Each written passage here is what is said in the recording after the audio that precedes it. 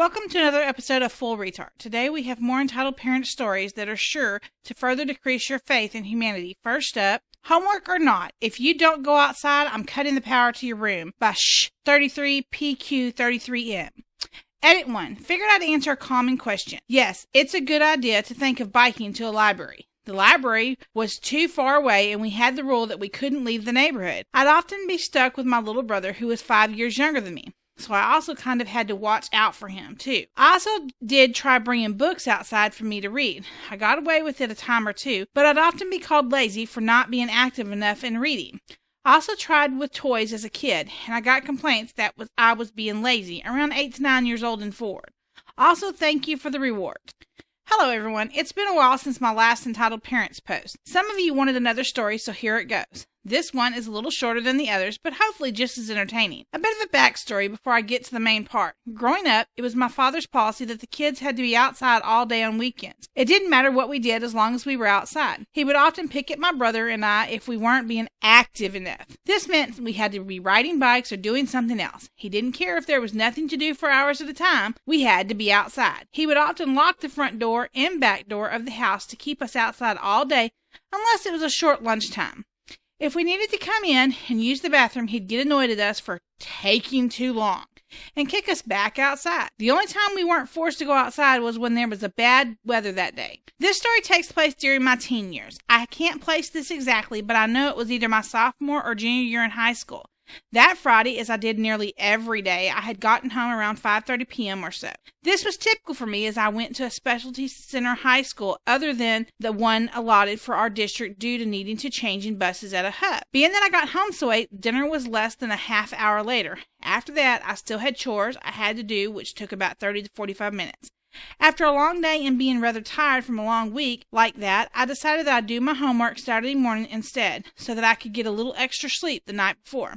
The next day I wake up, about 10 a.m. or so after eating breakfast and getting dressed for the day. My dad told us it was time to go outside. I had a bunch of assignments I had to do that weekend, including some studying. I'd been too tired to do any on Friday, so I told my dad that I needed to at least do some studying for a test earlier the following week. We got into an argument where I'd pointed out that if I got a bad grade on this assignment, I'd end up getting in trouble. My homework was more important than being thrown outside all day. He got angry at me and told me that he'd count to 3 or he'd cut the power to my room if I didn't go outside. He told me that I should have done all of my homework on Friday. Of course, I went outside for the day. I can't remember the exact grade I got on that test, but I know it was at least a low C. Next up, brother's girlfriend believes Chadwick Boseman's death was a conspiracy theory by Brilliance. So I don't know if the story fits into this subreddit, but my brother and his girlfriend have a kid together, so I think it fits the criteria. I'm pretty critical of their relationship because they seem to have a new problem every week that they are fighting about. The girlfriend can be nice and is a good mother to my niece, but Jesus, she has been going down the rabbit hole of conspiracy theories for the better part of a year now. Typical far-right conspiracy theories that you hear about around the internet. I don't recall if she's anti-vax or whatnot, and she's even sent me conspiracy theories through messages about Pizzagate, 5G, COVID connections, the works. Last night, we were all gathered at my dad's house for dinner, and when the topic of Chadwick Boseman's tragic death was brought up by me, my bro's girlfriend says something along the lines of, "I don't really think that he died of cancer." We were all kind of shocked. I asked, how do you think he died then?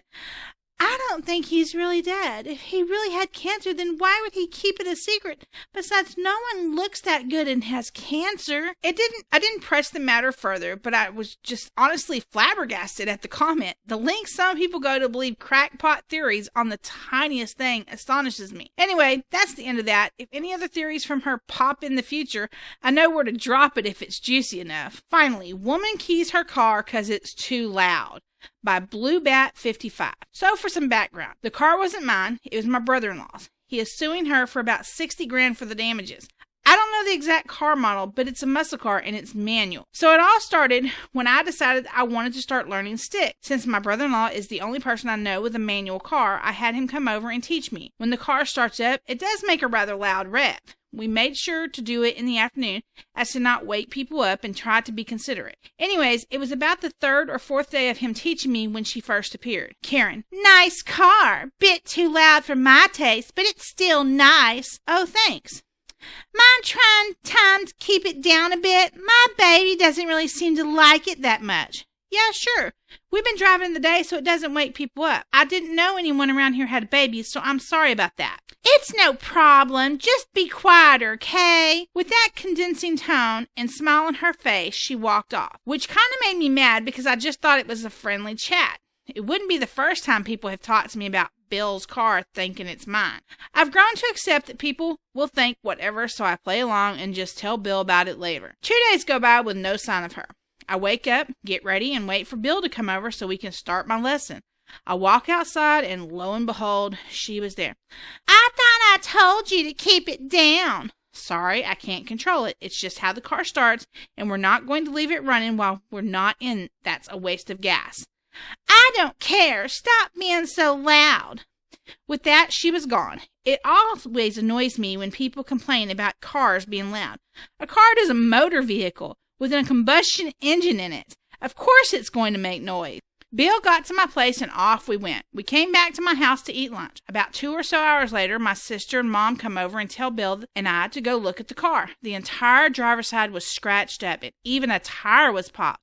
Only one person came to mind when I saw it, Karen. We, meaning me and Bill, walked down to her house, which was only a few houses down, and knocked on her door. All we hear come from the other side is, I'm not apologizing.